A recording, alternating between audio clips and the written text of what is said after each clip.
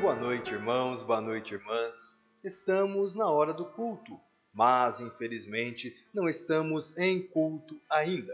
Bem, continuando com as nossas devocionais, hoje a nossa devocional tem por tema ser igreja.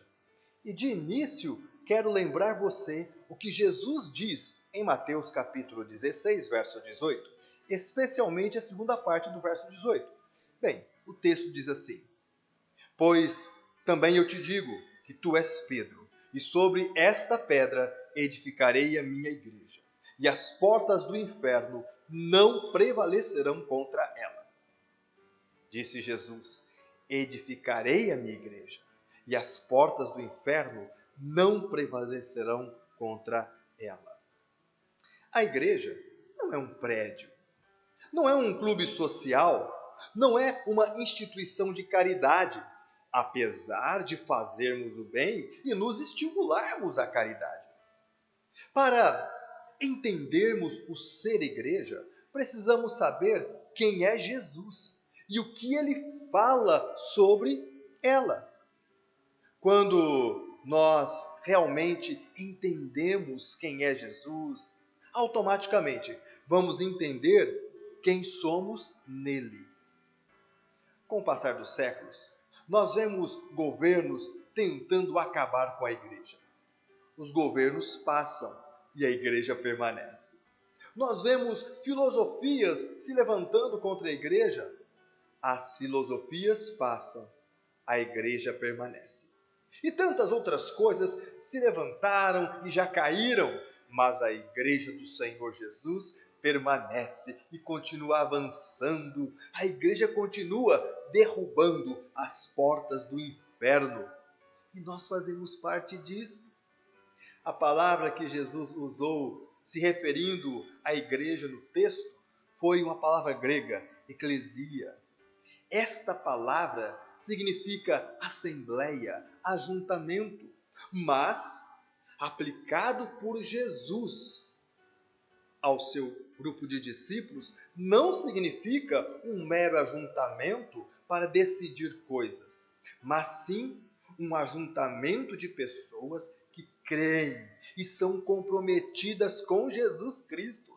Creem em Jesus e por isso têm compromisso com Jesus Cristo, o Senhor da igreja.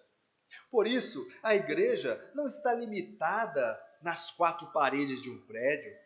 A igreja está infiltrada em todos os âmbitos da sociedade para representar os valores do reino de Cristo. Olha que maravilha! Você foi chamado, você foi chamada para estar no mundo, mas o mundo não é para estar em você. Você foi chamado, foi chamada para influenciar esse mundo onde você está, o mundo ao seu redor, e junto com seus irmãos em Cristo, sendo igreja, ser relevante para abençoar as pessoas. Ou seja, alguém vai chegar deprimido na reunião da igreja e vai sair com a alegria do Senhor.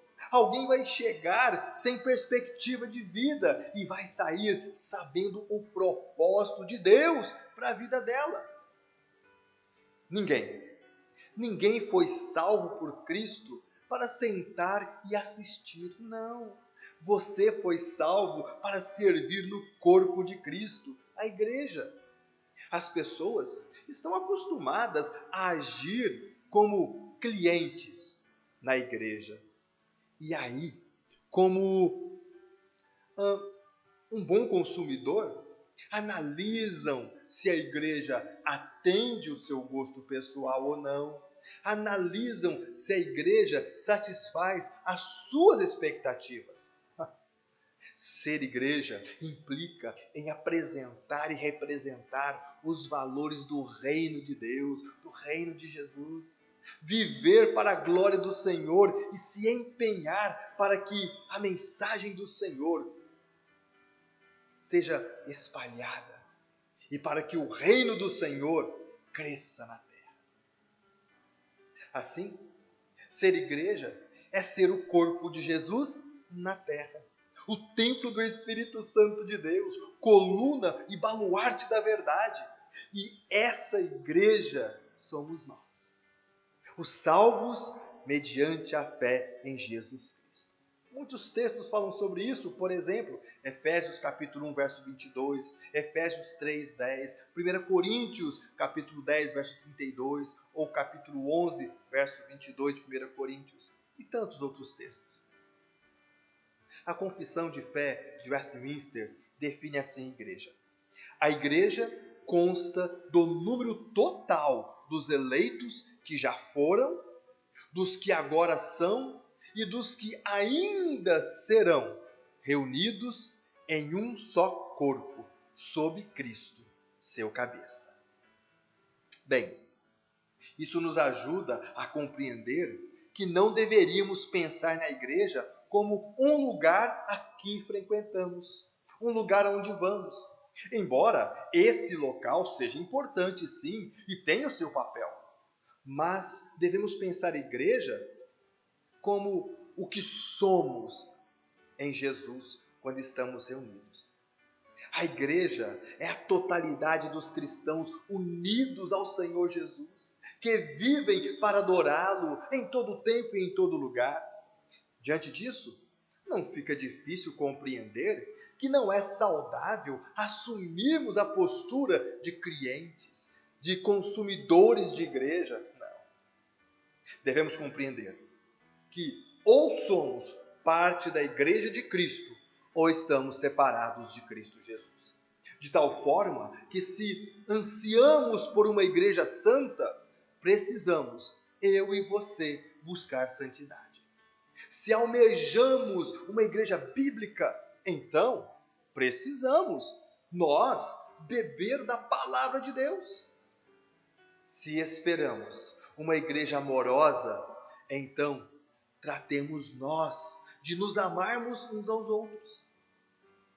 Pensar sobre ser igreja nos leva a refletir que não fomos chamados por Deus em Cristo Jesus apenas para visitarmos um culto aos domingos, mas para reconhecermos a obra de Cristo em nossa vida diariamente, vivendo em todo tempo e em todo lugar como família de Deus, como povo de Deus, e colocarmos nossos talentos e dons a serviço do reino de Deus em todas as esferas de nossa vida, e assim servirmos uns aos outros, sendo igreja, sendo luz do mundo.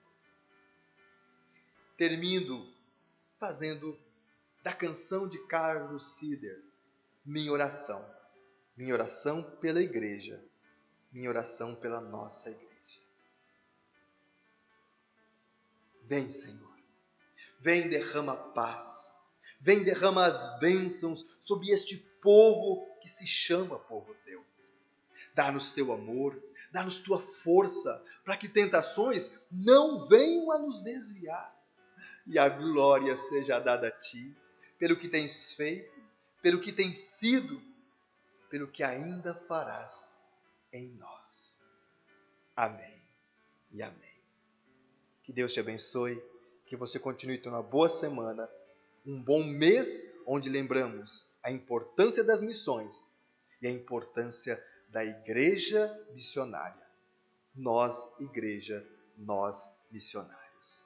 Fique com Deus e até o nosso próximo encontro, querendo Deus assim. Amém.